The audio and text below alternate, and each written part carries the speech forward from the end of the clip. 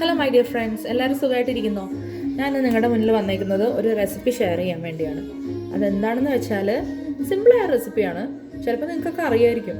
എന്നാലും സ്പെഷ്യലി ബാച്ചിലേഴ്സിനൊക്കെ അവർക്കിപ്പോൾ ജോബ് കഴിഞ്ഞ് വന്ന് കുറേ നേരമൊന്നും കുക്കിങ്ങിന് വേണ്ടി സ്പെൻഡ് ചെയ്യാൻ പറ്റില്ല ടൈം. അപ്പോൾ ഞാൻ വിചാരിച്ചു ഈ ഒരു റെസിപ്പി അവർക്ക് എല്ലാവർക്കും ഹെൽപ്ഫുൾ ആയിരിക്കും, ടേസ്റ്റിയുമാണ്.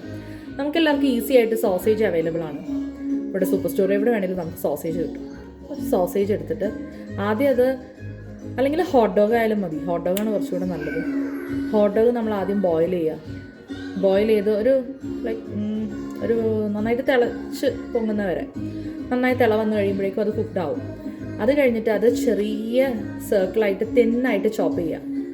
അത് കഴിഞ്ഞ് അതിൻ്റെ അകത്തേക്ക് നമ്മൾ ഓൾറെഡി കുക്ക്ഡ് ആയിട്ടുണ്ടല്ലോ ആ ചോപ്പ് ചെയ്ത പീസസ്, അതിലേക്കെല്ലാം കൂടെ കുറച്ച് മഞ്ഞൾപ്പൊടി, മുളക് പൊടി, പിന്നെ മെയിൻ ഇൻഗ്രീഡിയൻ്റ് എന്ന് പറയുന്നത് നമ്മുടെ മുളക് പൊടി നിങ്ങൾക്ക് കാശ്മീരി ചേർക്കുന്നതായിരിക്കും നല്ലത്, മറ്റത് കുറച്ചുകൂടെ ഹോട്ടല്ലേ. അപ്പോൾ അത്, പിന്നെ മെയിൻ ഇൻഗ്രീഡിയൻ്റ് ആയിട്ട് പറയാൻ പോകുന്നത് നമ്മുടെ ചിക്കൻ മസാല ഇല്ലേ, ചിക്കൻ മസാല ഞങ്ങൾ ഈസ്റ്റേണിൻ്റെയാണ് യൂസ് ചെയ്തത്.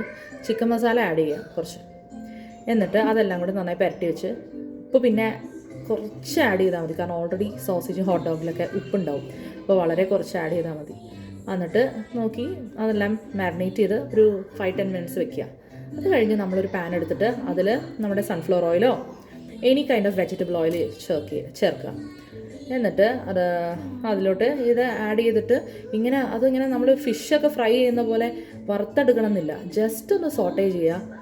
ഒന്ന് ആ ഒരു 2 സൈഡും ചെറിയൊരു മുരിച്ചിലോ, അത് ഓരോരുത്തരുടെ ഇഷ്ടം അനുസരിച്ച്, ചിലവർക്ക് നന്നായി മുരിഞ്ഞ് ഇഷ്ടപ്പെടും, ചിലവർക്ക് ഷാലോ ആയിട്ടുള്ളതായിരിക്കും ഇഷ്ടം. ജസ്റ്റ് ഒന്ന് ഇട്ട് ചൂട് എണ്ണയിലേക്ക് ഇട്ടിട്ട് ഒന്ന് സോട്ട് ചെയ്തെടുക്കുക. സോട്ട് ചെയ്ത് കഴിയുമ്പോൾ വേഗം തന്നെ റെഡിയാവും സംഭവം. അപ്പോഴേക്കും മസാലയൊക്കെ അതിൽ കയറി പിടിച്ചോളും. നല്ല സൂപ്പർ ടേസ്റ്റി ആയിട്ടാണ്, നിങ്ങൾ എന്തായാലും ട്രൈ ചെയ്യണം. ഞാനിതാ ചെയ്തത് നമ്മുടെ സലാമി ഇല്ലേ, സലാമി വെച്ചിട്ടുണ്ടാക്കിയതാണ്. എങ്ങനെയുണ്ട്? ഇത് കുറച്ചുകൂടെ ബിഗ് പീസസ് ആയിട്ടാണ്, സലാമിയാണല്ലോ.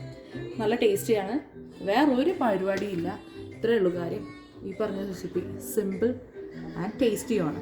അപ്പോൾ എല്ലാവരും ഒന്ന് ട്രൈ ചെയ്ത് നോക്കിയിട്ട് എന്നോട് പറയണം കേട്ടോ എങ്ങനെ ഉണ്ടായിരുന്നു. Okay then, bye, good night.